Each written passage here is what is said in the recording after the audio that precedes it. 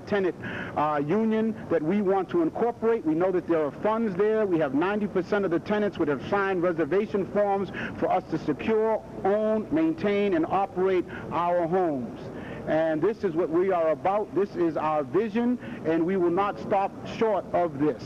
And that's why you see the tenants and the people here today. And we thank the community and Reverend Bevel, the Nation of Islam, Bill Owens, and other people that have come out and supported us, Peggy Brown, William Ferguson, that have given some guidance and some leadership to the tenants. But it's time for the tenants to stand up for themselves and do what must be done. We have the resources and people, and we have the buildings and the land that we own. I took the time to look up the word neighbor last night, and it means people who live in the same place.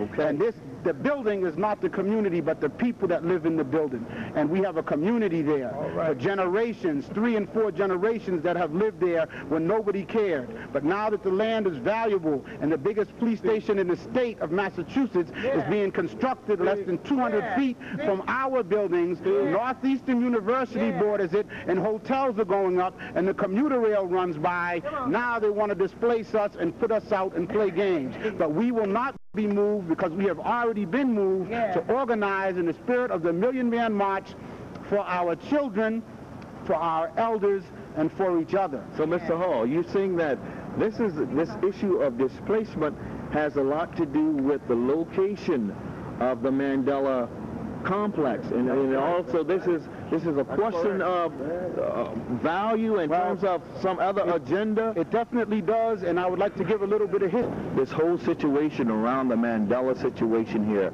I realize that I think we have Dr. Benjamin Chavez, who may be coming in to assist the tenants and with this whole movement. We have a statement from him. You have a statement from Dr. Ben.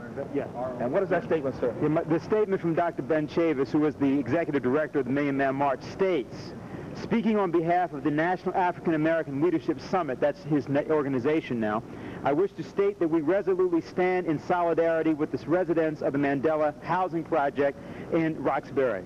We salute the residents for their tenacity, steadfastness, faith, and courage to hold on to their homes and dwellings. We hope that their stand will inspire millions in the United States to also stand up for their right to fair, equitable, and affordable housing. This issue is a major political and economic issue. We face the most critical test to American democracy in the upcoming November elections. The rights of all people can be better protected if we stand to defend the rights of the tenants of Mandela housing. The National African American Leadership Summit and I am prepared to stand with the tenants morally, politically, and organizationally. In fact, their fighting resolve is helping to keep the spirit of the Million Man March alive as we build for greater reconciliation and seek greater atonement through our nation toward the end of equal justice for all. Long live the spirit of the Million Man March. Long live Mandela Housing Development. And that is the official statement from Reverend Dr. Ben Chavez, the coordinator of the Million Man March, on behalf of the Honorable Louis Farrakhan. So, you just heard a statement from Dennis Speed, who's a representative for Dr. Benjamin Chavez. Obviously, the statement that just came through reflects Dr. Chavez's position in terms of full support of the residents here at Mandela. Obviously, this is more than just a problem of displacement with the tenants, but it's also an economic empowerment issue. This is here with us also today.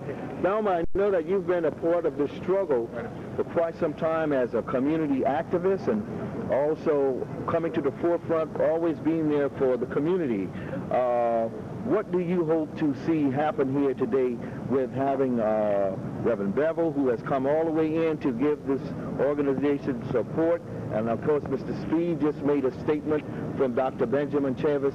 What do you hope to accomplish today, Thelma? I hope to accomplish to bring in the front line is Saul Shapiro to be accountable to us of how much income was he paid to work on this economic development to bring the dream of home ownership, cooperative housing to the residents of Mandela. Also, to find out where is Joe Malone, our treasurer, standing, where he would like to see forfeit millions of dollars that goes into real estate, and at the same time to save housing on an economic base statewide, because what is happening here is our landscaping is changing. And what happened when they were changing the landscaping, nobody stood up and made demands about where was this money being spent, millions of dollars. It was not transforming our community. So if they could steal on that level, about this time, it's time to come and take our real estate and our homes from us. So what I see that is happening here is that it's a gentrification on Mandela, because when they take Mandela, they will take the lower Roxbury, they will take our culture, they will take our church, they will displace us and dismantle us just like they did in the West End, the North End, the South End, and everybody better wake up, because every so often you have to turn over the real estate. And right now, we, the community, the people that live there, should be asking for home ownership now, not later, because once you're gone, there's no way you're going to return back here. Mr. Steed just read a few minutes ago in reference to the support of the Million Man March behind the tenants here at Mandela. And obviously, we're talking about an issue. It goes beyond just Mandela, but it seems that we're looking at a problem of displacement of families, children in the community, and a lot of it seems that there are some issues that deal directly with misappropriation of funds.